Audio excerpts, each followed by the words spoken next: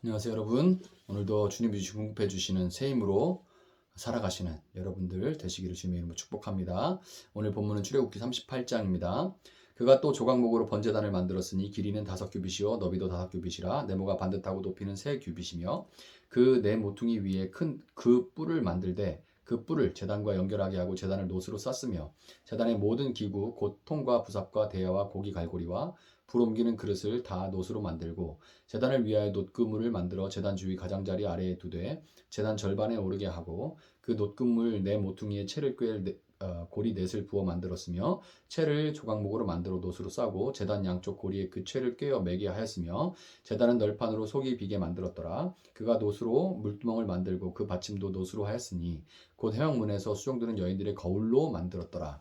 그가 또 뜰을 만들었으니 나무로 뜰의 남쪽에는 세마포 포장이 100규빗이라 그 기둥이 수물이며 그 받침이 수물이니 노시오 기둥의 갈고리와 가름대는 은이며 그 북쪽에도 100규빗이라 그 기둥이 수물이며 그 받침이 수물이니 노시오 기둥의 갈고리와 가름대는 은이며 서쪽의 포장은 50규빗이라 그 기둥이 열이요 받침이 열이며 기둥의 갈고리와 가름대는 은이며 동으로 동쪽에도 50규빗이라 문 이쪽의 포장이 15규빗이요 그 기둥이 셋이요 받침이 셋이며 문 저쪽도 그와 같으니 뜰문 이쪽 저쪽에 포장이 15규빗씩이요 그 기둥이 셋씩 받침이 셋씩이라 뜰 주위의 포장은 세마포요 기둥 받침은 노시요 기둥의 갈고리요 가름대는 은이요 기둥머리 싸개는 은이며 뜰의 모든 기둥에 은 가름대를 꿰었으며 뜰의 휘장문을 청색 자색 홍색 실과 가늘게 꼰 배실로 수놓아 짰으니 길이는 20규빗이요 너비와 높이는 뜰의 포장과 같이 5규빗이며 그 기둥은 넷이며 넷인데 그 받침 넷은 노시오 그 갈고리는 은이요 그 머리 싸개와 가름대도 은이며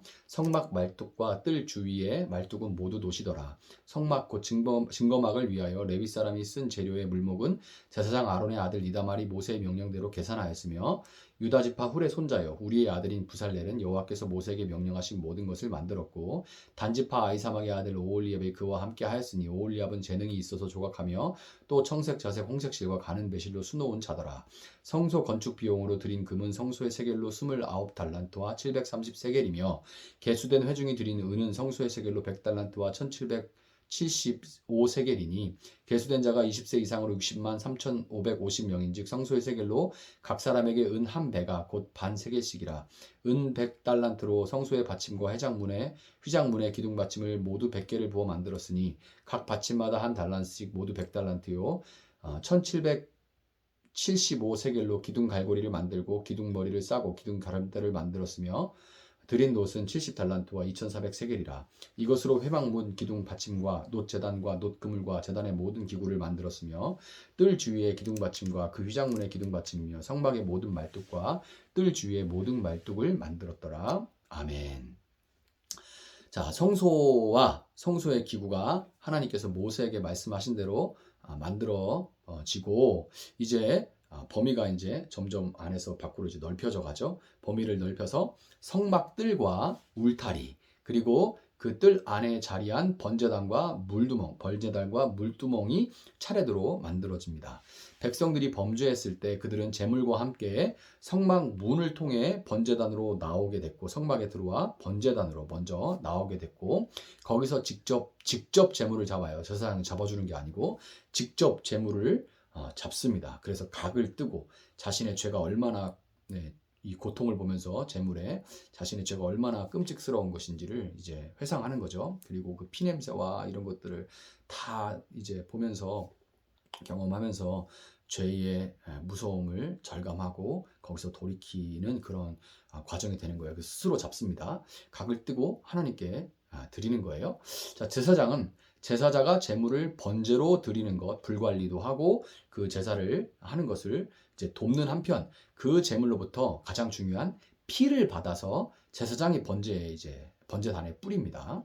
그리고 그 죄가 중한 죄일 경우에 그 피를 가지고 성소에 들어가서 그곳에 피를 뿌려 정결하게 했어요.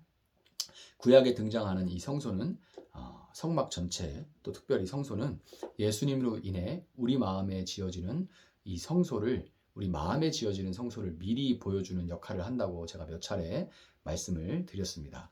구약 성소에 이런 역할을 바탕으로 우리는 하나님 앞에 죄를 지었을 때 오직 우리의 영원한 제물이 되어주신 예수님의 피를 통해서만 그 죄에서 용서를 받을 수 있다는 것과 또 죄로 어그러진 하나님과의 관계를 회복해서 다시금 성소에서 그분과 친밀하게 교제하기 위한 그런 길도 오직 예수님 뿐이라는 것을 이 그림을 통해서 알 수가 있는 거예요. 하나님과 교제하는 성소로 나아가기 위해 제물의 피로 죄인의 죄를 씻기는 이 번제단 외에 또 번제단과 성소 사이에 위치한 물두멍이 필요합니다. 큰 대야라는 그렇게 보시면 돼요. 물두멍. 네, 근데 노수로 만들어졌어요.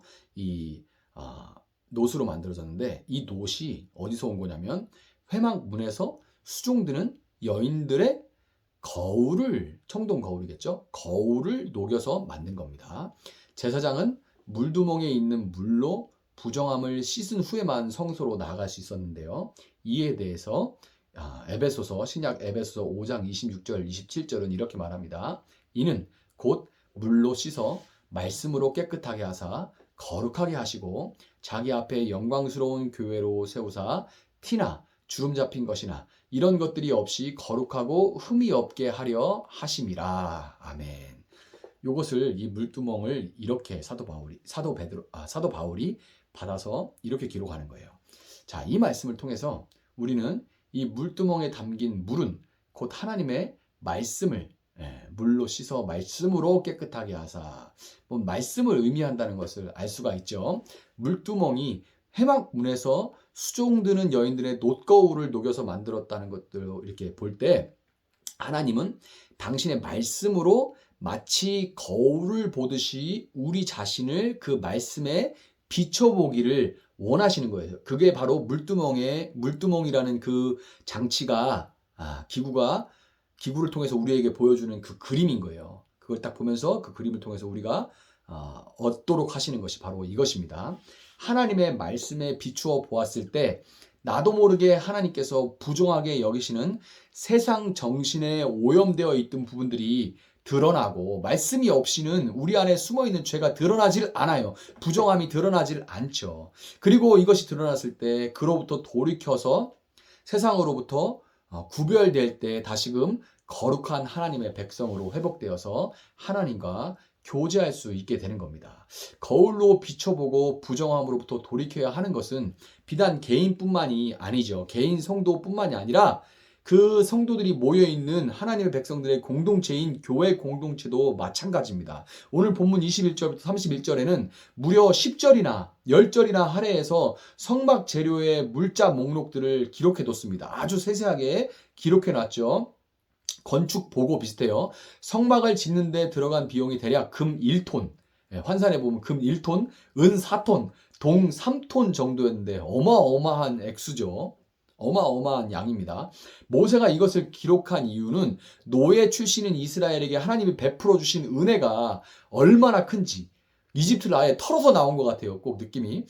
하나님의 은혜가 얼마나 큰지, 또한 그 은혜에 반응하여 백성들이 자발적으로 드린 그 마음으로 드린 그 예물이 얼마나 많은지 그 은혜로운 관계를 보여주기 위한 목적도 있지만, 그보다 더 큰 것은 하나님의 성소를 짓는 일이 얼마나 거울로 이 물두멍으로 비춰지고 있는 것처럼 깨끗하게 처리되어야 하는지를 보여주는데 더 큰 목적이 있다고 할 수 있습니다. 여러분, 이를 통해서 우리는 마음의 성소에 하나님을 모신 하나님의 백성들이 모인 이 교회 공동체에서 재정적인 부분의 투명성에 대한 기준이 세상에 그것보다 얼마나 더 철저해야 되는지를 볼 수 있어요. 세상에 3000년이 전에 이렇게 철저하게 회개보고를 해놨는데 역사를 통틀어 우리는 계속 그 회개보고를 보고 있지 않습니까? 이 건축보고를. 저는 목회자로서 일반 성도님보다 교회의 부끄러운 부분들에 대해서 많이 보고 듣다 보니까 이제는 좀 무뎌진 부분도 없잖아 있는데 그럼에도 불구하고 그 많은 사건들 중에서 정말 두고두고 낯부끄러운 낯뜨거운 그런 사건이 하나 있는데요. 서울의 한 대형교회에서 벌어진 그 목회자의 공금 횡령 사건 때 있었던 일입니다. 횡령 사건은 워낙 많은데 그때 이런 일이 있었어요. 당시 사건의 규모가 워낙 커서 수십억에 이르렀기 때문에 결국 이제 법정 공방, 목회자 대 교회 뭐 이렇게 법정 공방이 이어졌는데 당시 그 목회자의 변호를 맡았던 변호사가 그 교회의 회계가 불투명한 것에 대해서 한 매체와의 인터뷰에서 이런 말을 한 적이 있습니다. 그분이 이런 말을 했어요. 변호사가 교회는 원래 회계가 분명하지 않은 부분이 있어요. 원래 그래요. 교회는 은혜로 돌아가는 곳이기 때문입니다. 교회는 은혜로 돌아가는 곳이기 때문입니다. 이렇게 말했어요. 인터뷰가 내용이 그렇습니다. 아마도 그 변호사가 교회 다니는 분이었던 것 같은데 여러분 하나님의 은혜는 결코 불투명하지 않고 결코 부패한 곳으로 그 은혜가 흘러가지 않습니다.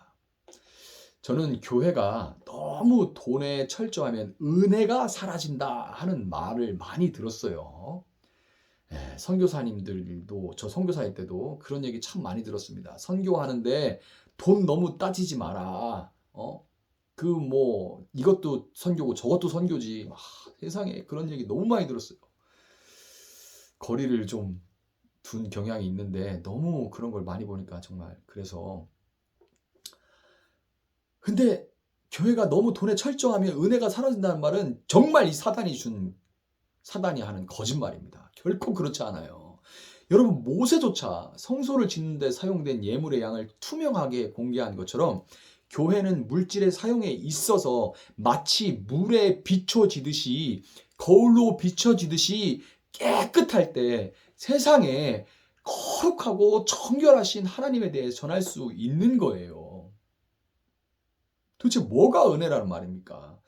여러분 구약의 율법은 돌에 기록한 조문이었기 때문에 자칫 사람들에게 마치 놋거울로 거울이긴 거울인데 놋거울로 비춰보는 것처럼 뭔가 선명하지 않고 희미할 수 있었을 수도 있지만 이제 말씀이신 예수님이 우리 신비에 마음에 이제 새겨졌기 때문에 우리는 언제든지 예수님의 말씀을 기억나게 하시는 성령님의 도우심으로 말미암아 우리 마음에 얼룩진 부정을 발견할 수 있는 그런 존재들이 되었습니다.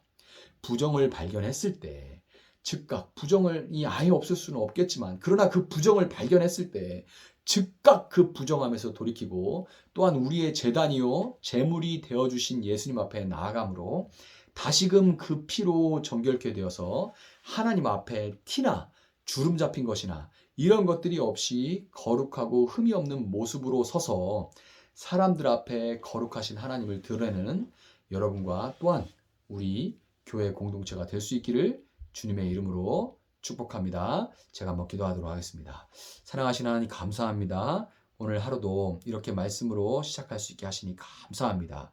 오직 예수의 피로만 우리의 죄가 씻겨지고 오직 예수의 피로만 하나님과 우리 사이의 관계가 회복되어 다시금 깊은 교제로 나아갈 수 있다는 것을 우리가 기억하고 하나님 우리가 늘 죄 씻음 받기를 우리가 이미 용서받았으나 그러나 세상에 발대고 살아가면서 다시금 짓게 되는 이 죄를 늘 씻기는데 우리가 게으르지 않도록 주님 도와주시되 특별히 물두멍의 역할을 하는 이 하나님의 말씀을 통하여서 우리 마음을 비춰보아 늘 걸리는 것들이 있다면 그것들에서 즉각 돌이키고 바로 회개하고 바로 하나님 앞에 나아갈 수 있는 저희들 될 수 있도록 붙들어 주셔서 하나님 정말 개별 성도들 한 사람 한 사람도 하나님 앞에 정결한 삶을 살아가게 하시되 개인들이 모여도 부정직한 공동체가 만들어질 수 있는 것을 우리는 너무나 잘 알고 있습니다.